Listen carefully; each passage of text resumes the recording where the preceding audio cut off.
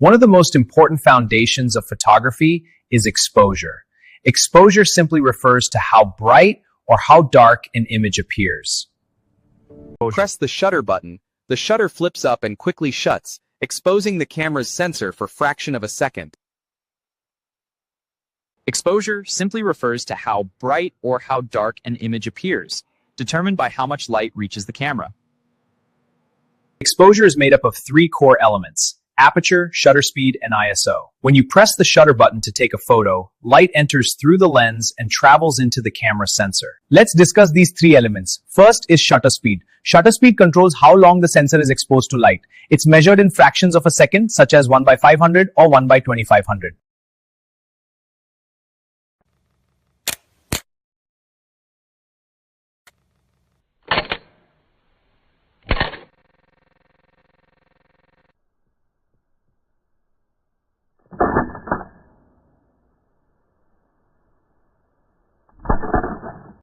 Shutter speed serves two main purposes. First, it controls brightness. Faster shutter speeds create darker images, while slower shutter speeds create brighter ones. Second, shutter speed controls motion. Faster shutter speeds freeze movement, while slower shutter speeds allow motion blur. If you're photographing someone walking, a shutter speed around 250 to 500 will freeze their movement.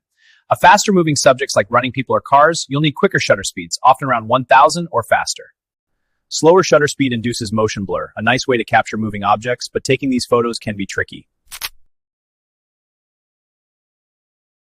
Lock the focus and pan the camera towards the direction of objects to capture this perfectly. A slow shutter can smooth flowing water in a waterfall, create light trails from cars at night, or capture stars in the sky.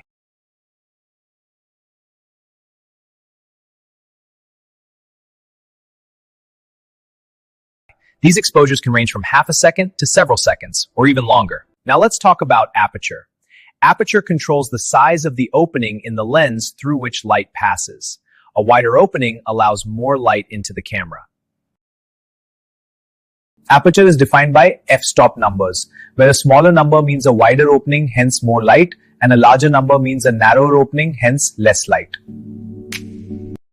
For example, an aperture of f2.8 allows much more light than an aperture of f22.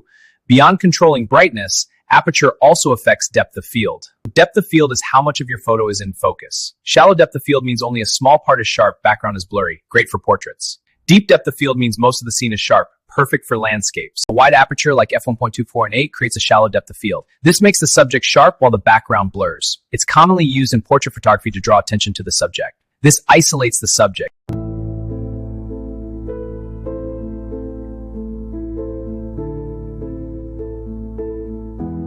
Finally, ISO. ISO controls how sensitive the camera sensor is to light. Lower ISO values produce darker but cleaner images, while higher ISO values make images brighter but introduce digital noise. When setting up your shot, first adjust the aperture and shutter speed. In bright daylight, use ISO 100 or 200. Indoors, ISO 400 to 800 is common. Modern cameras can go up to ISO 6400 or more. With this, we've finished this session. There's still a lot more to learn in the next sessions. Keep practicing, keep experimenting with light. Bye-bye, and I'll see you next time.